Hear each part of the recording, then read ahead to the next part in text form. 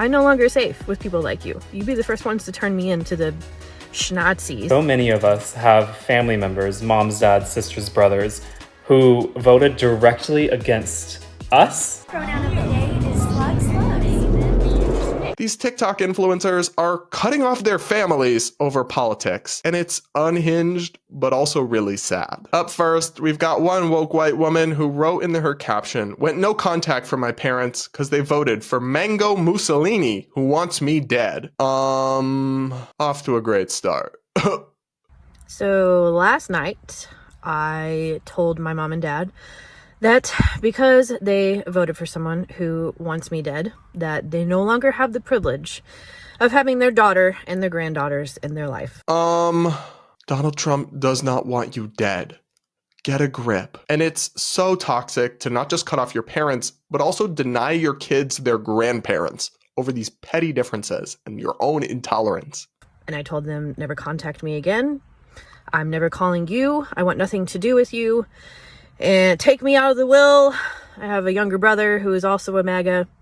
I said, when you guys pass away, give him the entire house. I don't want to inherit your house. I don't want anything from you. I don't want to hear from you ever again. This is actually so infuriating to me because so many people like myself have a parent that's absent in their lives, in my case, not having any relationship with my father, and would love to have somebody who actually wants to be in their life and be a positive force and would not care who they frickin' voted for. Like, we can talk about it respectfully if we disagree, or we can just not talk about it. But if somebody wants to otherwise be a positive and healthy relationship with you and just votes differently than you, cope. Be an adult. That's part of being an adult, is being able to interact with people whom you disagree and don't agree on every single little thing, and not be so triggered and have your fifis so upset that you can't even stand to speak to somebody who might dare disagree with your infinite political wisdom. It actually infuriates me because what you are taking for granted and depriving your grandchildren of is something so many of your fellow Americans have lost and would desperately love to have. It's disgusting.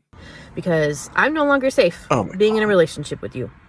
Because I'm queer, I'm autistic, I'm like half disabled, I have Lyme disease and POTS and a bunch of other shit.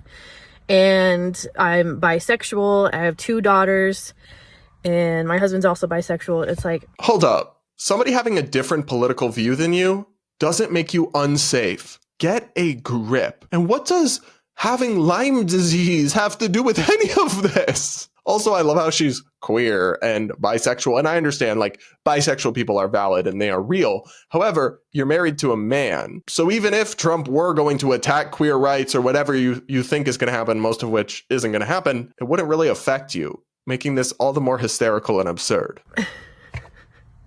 I'm no longer safe with people like you. You'd be the first ones to turn me into the schnazis if shit went down here. Sorry, I actually had to step away and go answer the doorbell because my mom sent me crumble cookies for my birthday. And the lady who delivered them actually sang a song. It was really sweet and cute.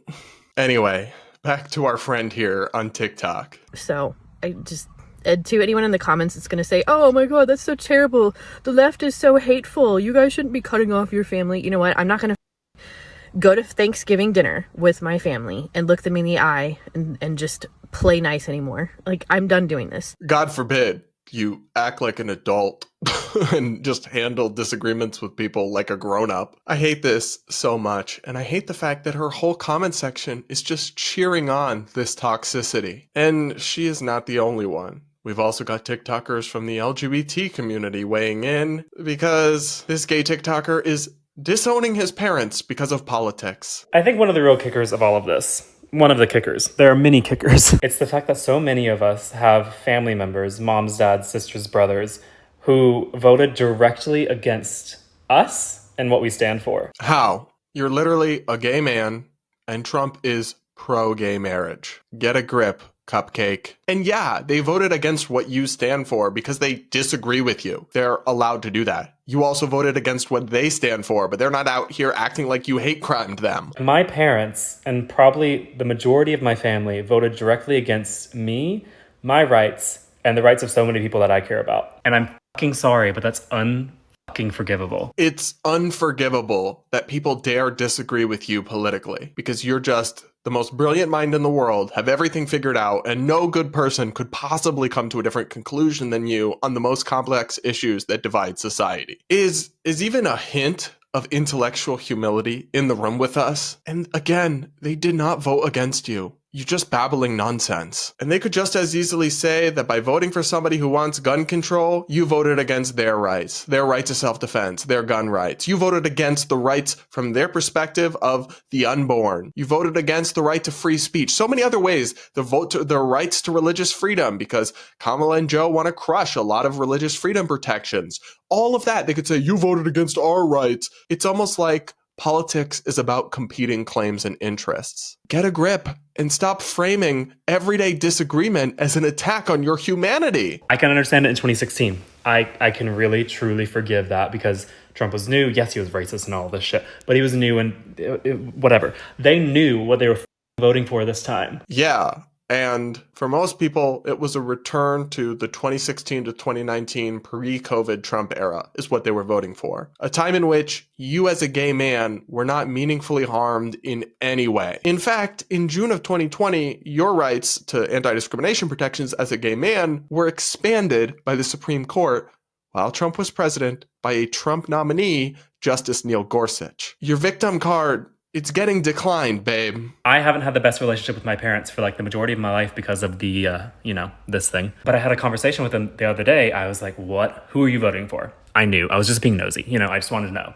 And they said Trump, of course. And I said, do you know what that means for me? Do you know what that means for your son? The possibility of Project 2025 being implemented, LGBTQ plus protections being taken away, the possibility of the Supreme Court revisiting same-sex marriage and sending it back to the states and getting bans on it throughout so many of these conservative states where I couldn't travel to another state because my marriage might not be valid in that state. Everything you just said is fact-free propaganda. The Supreme Court is not going to overturn gay marriage. Only one justice has indicated a desire to do so, Clarence Thomas, and you would need 5. Multiple others, like Brett Kavanaugh, have specifically said they don't want to. And even if they did, your marriage and gay marriage would be protected by the Bipartisan Respect for Marriage Act that was passed while Biden was president. It would actually ensure that your marriage license would be respected in any state you went to. But you don't know any of those facts because you must get your news from woke LGBT TikTok rather than any actual source that covers the things happening. And again, with the Project 2025 thing, Trump has condemned that over and over again, and his own platform is different. He specifically had the anti-gay marriage language removed from the RNC platform. So you browbeat your parents with guilt and disinformation and tried to bully them into conforming to your ideological perspective. Yet we're supposed to think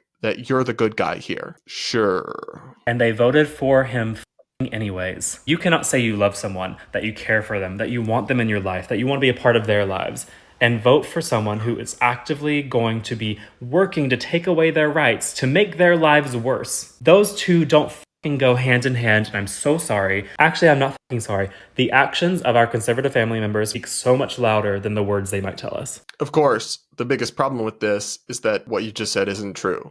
They didn't do that. You're going to be just fine, sweetie. But more importantly, I find this especially maddening coming from woke gay men on the internet because generations of gay men were disowned by their parents simply for being gay, thrown out of their homes, cut out of their families, discarded because of their sexuality. And they would have crawled through grass to have parents who love them and want to be in their lives and be connected with them. And they wouldn't have given 2 craps whether those parents still voted Republican. And yet you have the audacity to take your parents who actually want to be in your life for granted and discard them. The way that past generations of parents discarded their gay kids because you want to control their political worldview and they aren't buying your propaganda and victim script. It's so toxic. It's so sad. And it's so disgraceful when you think about that dark history of how gay people were treated, that now we have gay people doing the opposite and rearing the ugly head of intolerance this movement was supposed to be against. This stuff,